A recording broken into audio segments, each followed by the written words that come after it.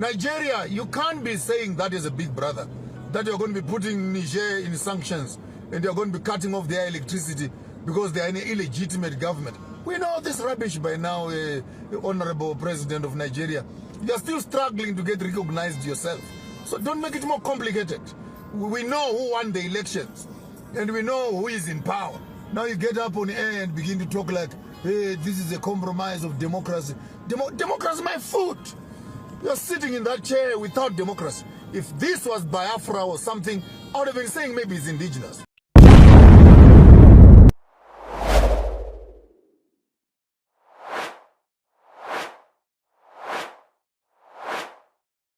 This is Joshua Maponga from Zimbabwe.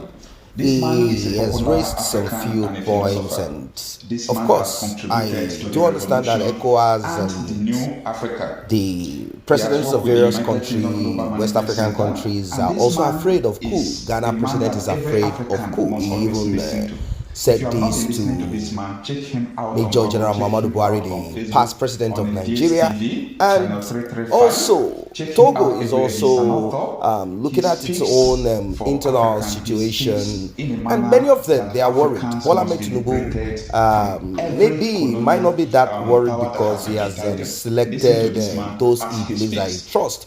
The past president, Major General Muhammadu Buhari, was so afraid of a coup that he had to put and retain those that cannot do the work, those that over time will find out that they are just useless, they cannot function, those that lack integrity. He had to leave those people there because they guarantee his safety. Those people guaranteed that his government was going to remain. He was afraid. Majority of them are afraid of coup, and the reason why they are afraid of coup is because of this corruption, oppression, wickedness, evil, looting, monopoly. That is the reason why majority of them are afraid of coup. And the electricity supply in Niger has been cut off. I do not understand how that makes sense. Why cut off and create erratic situation? They are not thinking about newborn babies. They are not thinking about children. They are not thinking of nothing. This is how they react to internal crisis in their country. Not to talk of crisis in another country. They took off electricity. They said, let's take off the electricity. Let us go in with the military. This is not how it works. Those people who are in support of the coup are angry. They are not happy as a result of their government and the West, particularly France. What France and their government have been doing hand in hand, they have been looting their country dry. We're talking of a country that is rich in uranium, but they are less than beggars. They are just on the street crawling. Nothing is happening to them. Nothing good is coming to them. France will take a gram of uranium, sell, for example, 200 euros, and give to the country 2 euros. That is the kind of parasitic relationship that France has with Niger. And the reason why this can be made possible is because France will promise this wicked Nigerian politician of remaining in power. France will claim that they are going to give them weapons. France will say, we'll give you the rest in arms and in this and that. And it's so funny, it's so crazy. Such natural resources that is so expensive, and the government will sit down there and say, well, they've promised to keep us here, and they are giving us kickback, and also they are giving us free entrance to their country to hide what we've looted. And many of this, it is serious. And this is why Bola Tinubu is being called, because Nigerians are angry. They know that Nigeria is the only muscle that can press on them. Even though Burkina Faso, Mali, and the rest are in support of Nigeria, they're ready to go to war with any country. So France is going to use Nigeria and some of this West African country to further destabilize this Niger. And that is why many of them came out en masse calling Bola Tinubu, the president of Nigeria, Ebola Tinubu. Ebola Bola Tinubu. Ebola referring to the deadly epidemic, that ravaged some parts of Africa. Let us listen to what this man has to say. Don't forget to like and share this video. If you're just coming across this channel, please tap on the subscription button, turn on the notification bell. Use the thanks button to encourage us to do more. I would like to make an announcement from the Sose dynasty right here in the Grand Monumtapa Kingdom, and summon all the kings and all the presidents to call each other and have an Africa summit immediately, which can begin to discuss the issues of the unity of Africa. This cannot be done in the buildings of Africa Union, because when you go there, you have not done anything of difference. So we suggest that you call yourselves for a meeting. The other day I saw all of you were willing to run into China because one Chinaman had called you, and you all ran there. And a few days ago, you were all in Russia, 18 or 17 or 16 of you, because Putin had called you. And maybe this is the problem of African politics, where you always wait for other people to determine your agenda. And the one who calls you for a meeting will determine what must be discussed on the agenda. So it's very simple. It's very simple. I can even help you to write the agenda of the meeting that you must have. There's all the 54 leaders of Africa. Simple agenda. One passport, one army. Now you know. We used to say these things some few years ago, and you thought that we were crazy. They will be killing you one by one as African leaders and as African countries. There is no way that your country can fight a superpower by itself. Now you have seen what has happened in Niger, and the impact and the effect when you are in camaraderie. Burkina Faso is coming on board.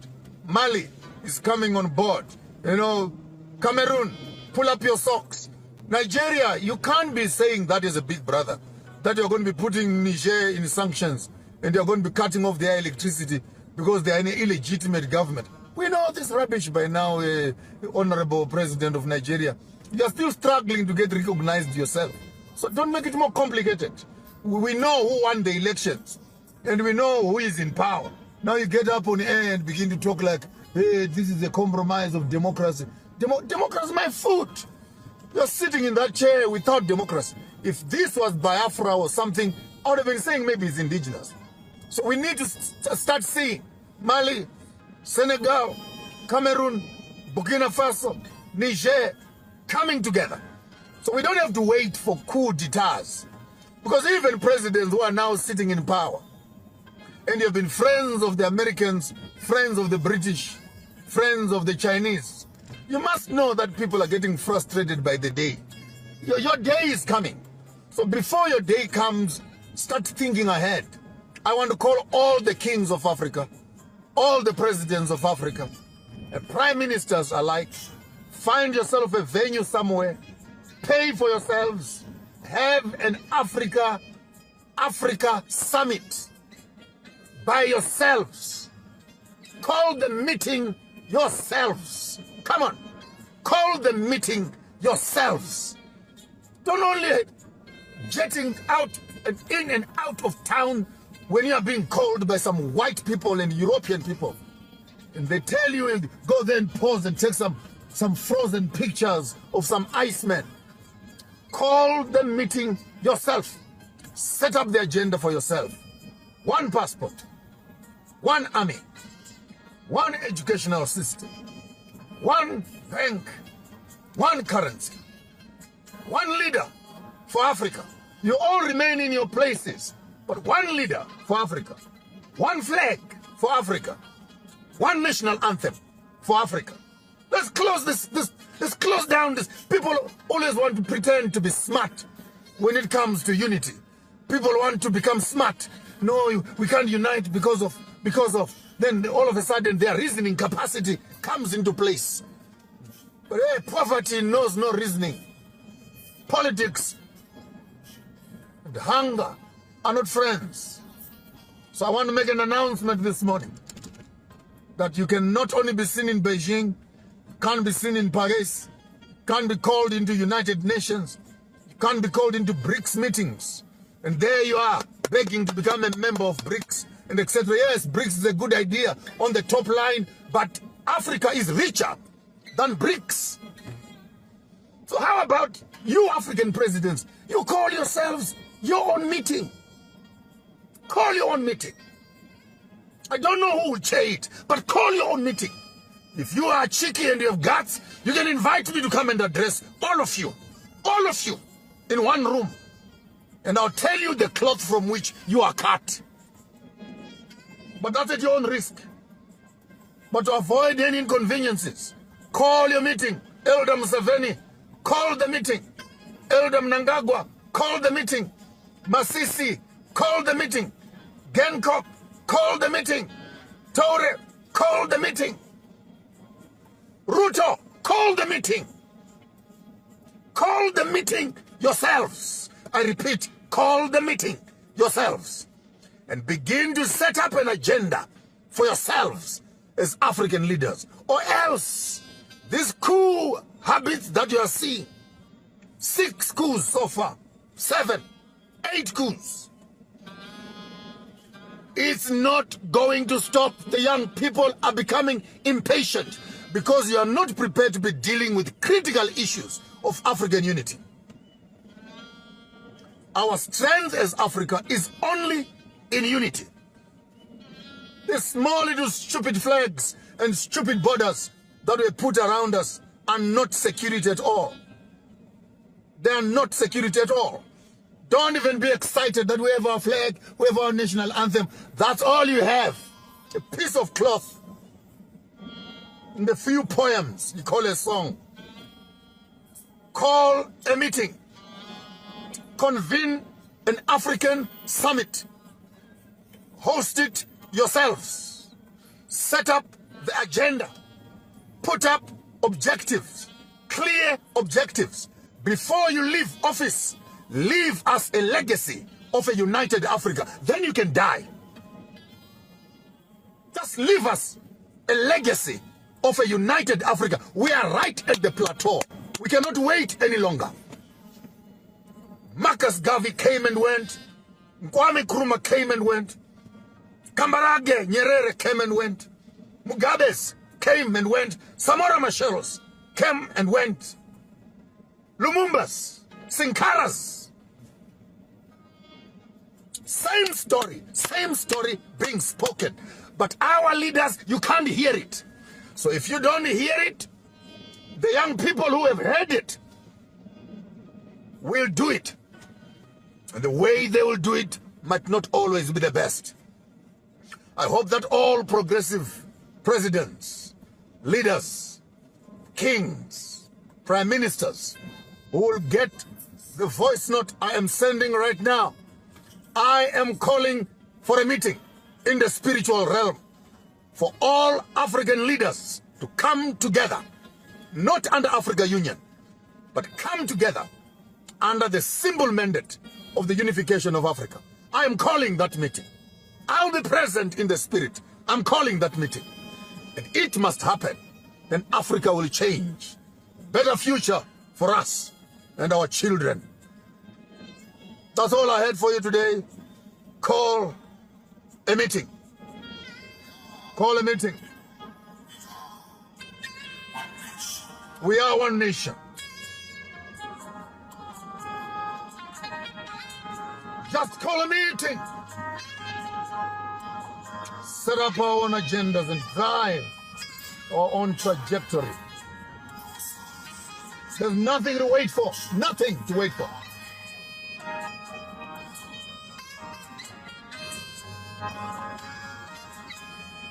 That's all I had for you today. Share the video. Share the video with your president. Share the video with the political party. Share the video with your prime minister, with your political leaders and heads and community leaders, religious leaders. Time for Africa to unite. Set up a new narrative for our people all around the world.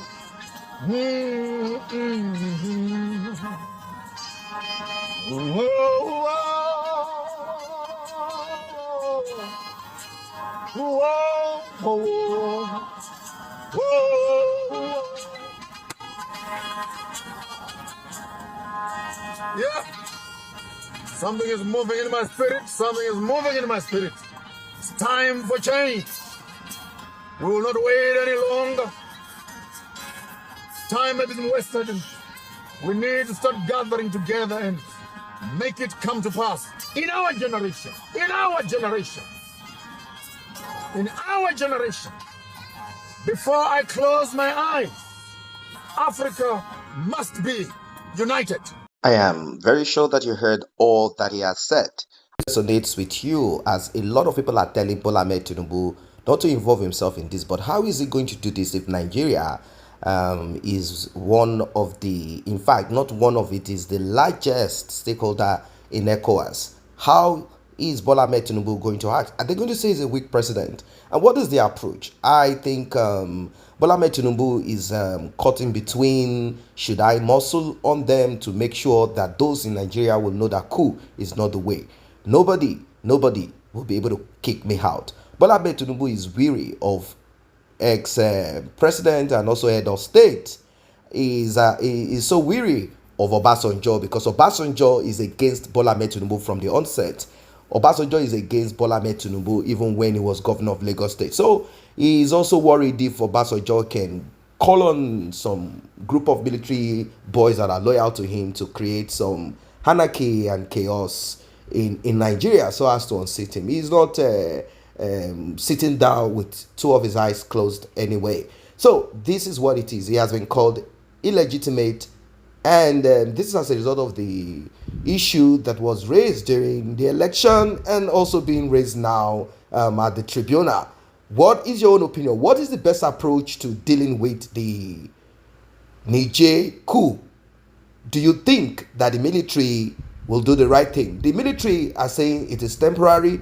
We are looking on installing a democratic government, a civilian government that will do the right thing. We do not want people who have been corrupted, wicked people who will do the biddings of the West, do the biddings of France, sell our resources for peanuts. We don't want any of this anymore. This is what they are saying. Like and share this video, subscribe to this channel. See you in the next update.